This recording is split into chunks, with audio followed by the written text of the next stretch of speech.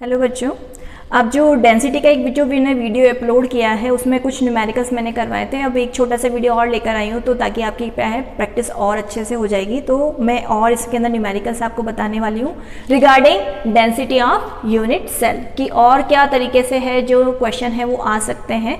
तो उसमें एक पहला क्वेश्चन एक और हम ले लेते हैं जो कि इन टेक्स्ट क्वेश्चन है। अब इसमें क्या क्या चीज़ें दे रखी है वो मैं बता देती हूँ आपको।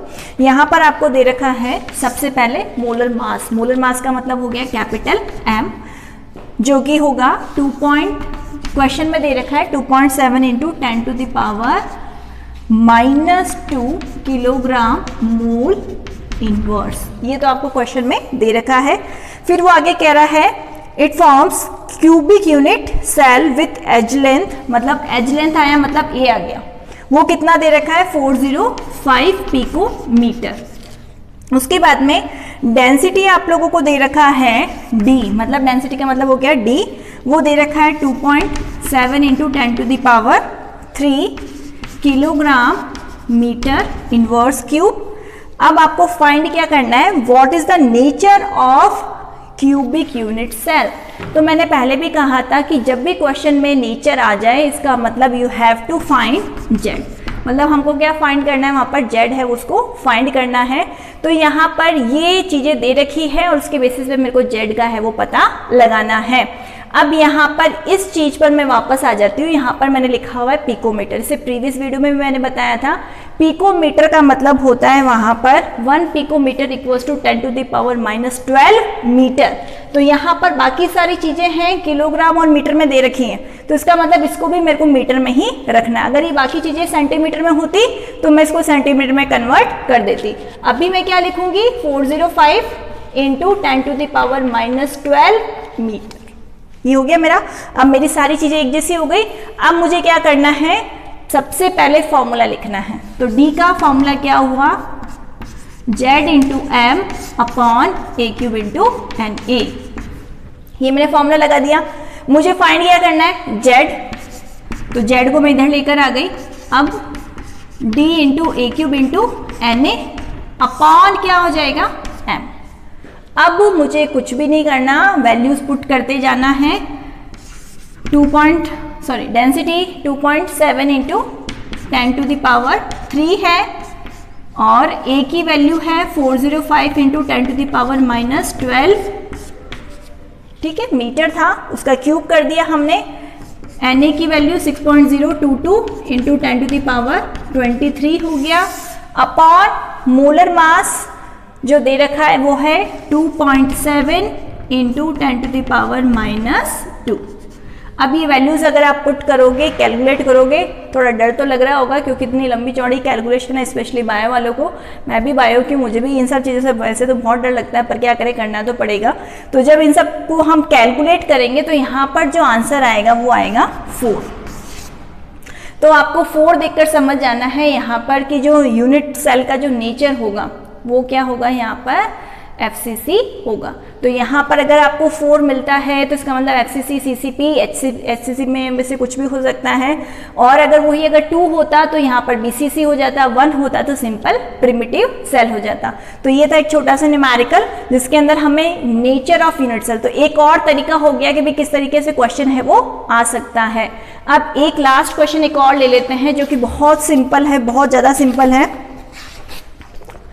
क्वेश्चन ये दे रखा है 1.15 एनसीईआरटी के जो क्वेश्चंस हैं, एक्सरसाइज के क्वेश्चंस है उसका है। अब इसमें क्वेश्चन ये दे रखा है copper crystallises into FCC, crystallises into FCC। मैं वापस रिपीट कर रही हूँ, FCC समझ जाओ। Z यहाँ पर वो कहना चाह रहा है, Z बताना चाह रहा है, नेचर बताना चाह रहा है। तो Z की जगह आपको वैल्यू क्या पुट करनी है, 4 पुट करनी है। With edge length 3.61 into 10 to the power -8 centimetre. तो A मिल गया आपको एज लेंथ।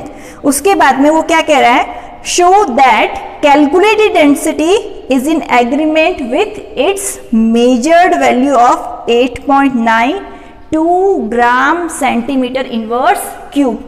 इस टाइप के अगर क्वेश्चन आ जाए तो अगेन आप बहुत ज़्यादा खुश हो जाओ, क्योंकि इसमें क्या है कि आंसर आपको बस प्रूव करके बताना कि हाँ इसका इक्वल आ रहा है।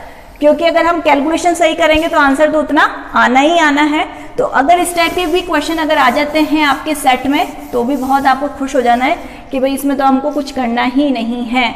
वहां पर कॉपर है, कॉपर के लिए मास है वो 63 U, ठीक है। उसके बाद में एज लेंथ वो दे रहा है यहाँ पर 3.61 इंटू 10⁻⁻8 सेंटीमीटर।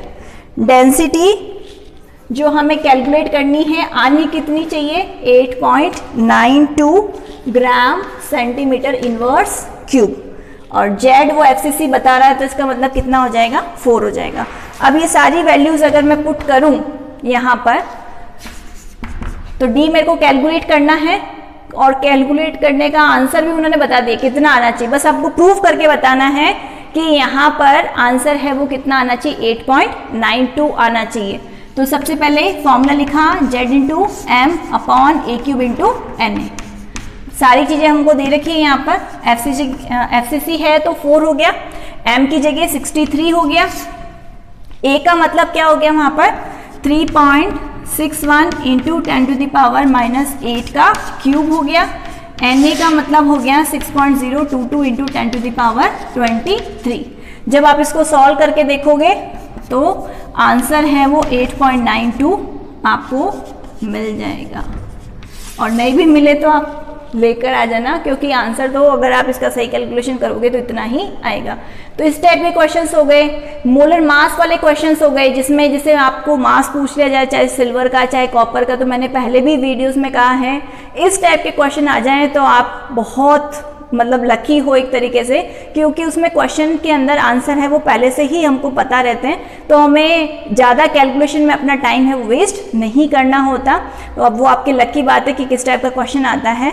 अब रहे क्वेश्चंस इसके अंदर रेडियस और एज लेंथ को रिलेट करने वाले क्वेश्चंस, तो वो लास्ट टाइप बच जाता है। और काफ़ी बार ऐसा होता है कि भाई आपका जो पेपर है उसमें न्यूमेरिकल कुछ इस टाइप का आ जाए कि ये तो पूरे एक स्टेप में कंप्लीट हो रहा है कि भाई जो चीज़ें दे रखी हैं उससे हमने फाइंड कर लिया, पर काफ़ी बार ऐसा दे रखा होता है कि ए डायरेक्ट नहीं दे रखा होता, ए की जगह आपको रेडियस दे रखी होती है। अब रेडियस और ए में रिलेशन निकालकर पहले तो हमको ए निकालना पड़ता है, फिर जब ए आ जाता है तब फिर हम क्या निकालते हैं, यहाँ पर डेंसिटी निकालते हैं। तो इस टाइप के क्वेश्चंस भी हैं वो आ सकते हैं, तो उसके लिए आपको ए और आर में रिलेशन है वो पता होना चाहिए।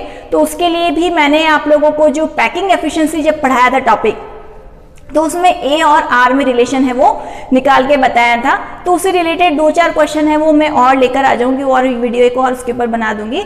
अभी तक तो आप इनको वापस प्रैक्टिस करना। Thank you.